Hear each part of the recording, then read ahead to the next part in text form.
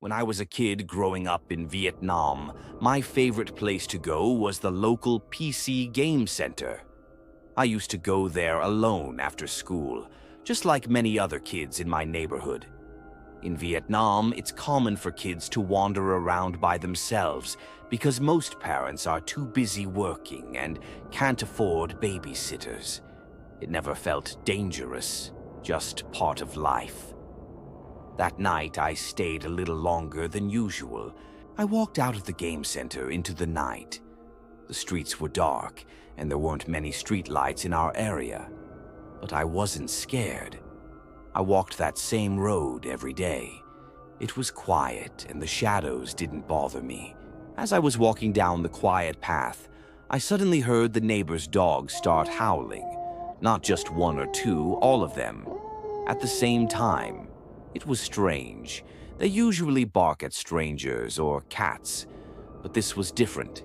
It sounded like they were scared, warning someone. I stopped for a moment. My skin prickled. I looked around but saw nothing, just the empty road. I tried to shake off the feeling, told myself I was being silly. My house wasn't big, but it was home. An old-style Vietnamese house with wooden doors and faded paint.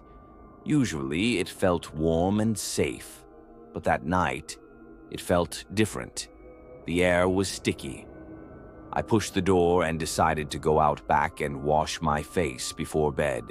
Our backyard wasn't very big, but I had spent years playing there. There was an old well we used to get water.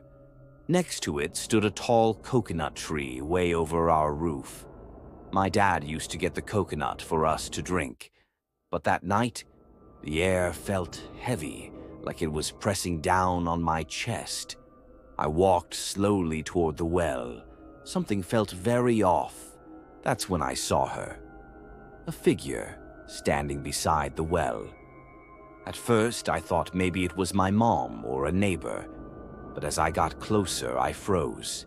It was a woman, dressed all in white. She had long black hair that flowed down her back. She was bent over the bucket like she was washing her hair. She didn't turn around, didn't say anything. I had never seen her before. I thought my eyes played trick on me. I rubbed my eyes and she was still there. My stomach dropped.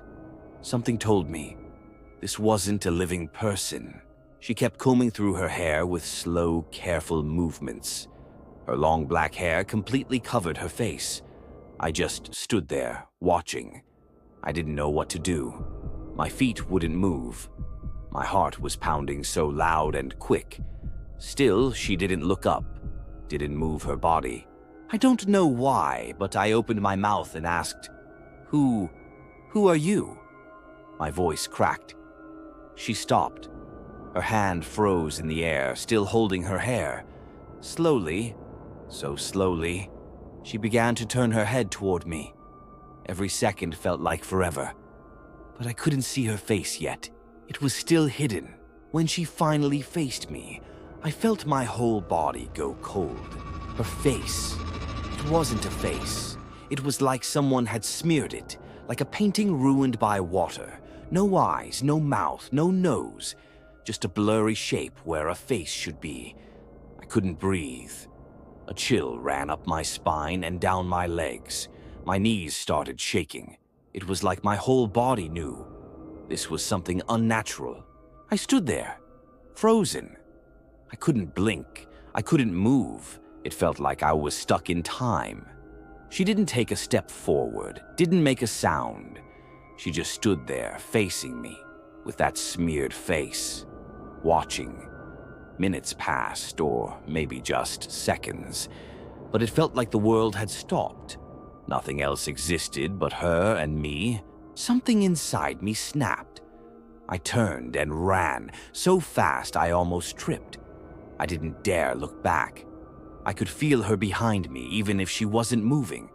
I burst through the door and ran straight into my parents' room.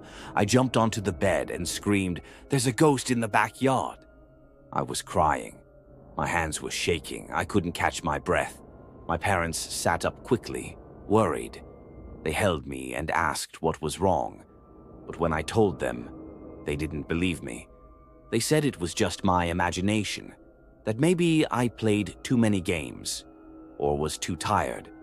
My mom smiled softly and told me to go back to sleep, but I knew what I saw, and no game, no dream could make up something like that. Years passed. We moved to the US and I grew up, but that memory never left me. One day, I finally asked my mom again, "Do you remember that night with the ghost?" She paused, then quietly, she said, "Yes, I remember." She told me she believed me all along, because she had seen the woman too. But back then, she didn't want me to be scared. She told me that there was an altar in our kitchen. I never noticed it much as a child, but it was for the ghost, a young girl who had died there during the war. She said the spirit never left, so they made the altar to keep her calm, to keep her from hurting anyone.